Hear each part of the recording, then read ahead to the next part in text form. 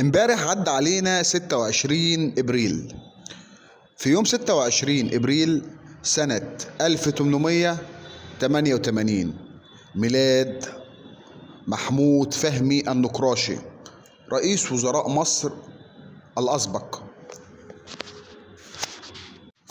محمود فهمي النقراشي اتولد في الإسكندرية واشتغل كسكرتير عام لوزارة المعارف اللي هي التربية والتعليم، ووكيل لمحافظة القاهرة، ثم عضوا في حزب الوفد. اتحكم عن نقراشي بالإعدام من قبل سلطات الإنجليزية بسبب انضمامه لثورة 1919.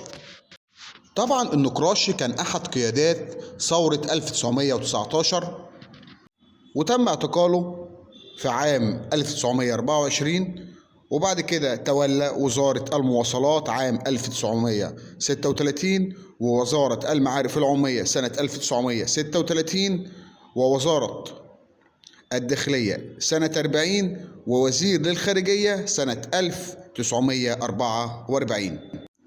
وتولى رئاسة الحكومة مرتين.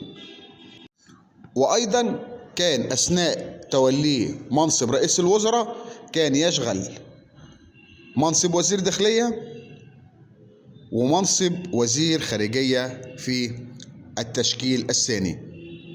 حكومته الأولانية كانت في يوم 24 فبراير سنة 1945، وذلك بعد اغتيال رئيس وزراء مصر أحمد ماهر حتى 15 فبراير سنة 1946.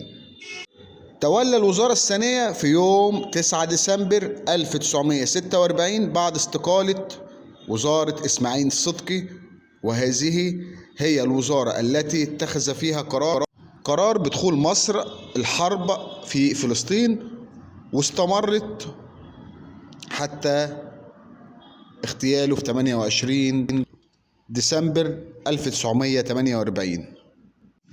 النقراشي باشا عمل ايه بقى؟ خد قرار بحل جماعة الإخوان في يوم 8 ديسمبر 1948،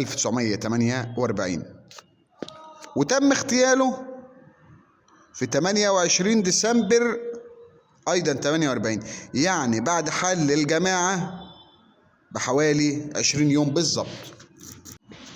وقام عبد المجيد أحمد حسن المنتمي للجماعة الإرهابية باغتيال النقراشي باشا. وطبعا الحادث ده مشهور جدا. القاتل اتخفف زي أحد ضباط الشرطة وقام بالتحية للنقراشي وهو رايح يركب المصعد، راح مطلع الطمنجة وراح ضارب 3 رصاصات في النقراشي. من الغريبة بقى اللي حصل، أصدر حسن البنا عقب هذا الحادث بيان بيستنكر فيما حدث للنقراشي باشا، وتبرأ من هذا الحادث وقال ليسوا إخوان وليسوا مسلمون ما يفعل ذلك. وعقب هذا البيان تعرض بعدها حسن البنا للاغتيال في يوم 12 فبراير 1949. تاريخهم معروف وربنا رحم البلد دي منهم. حفظ الله مصر والمصريين.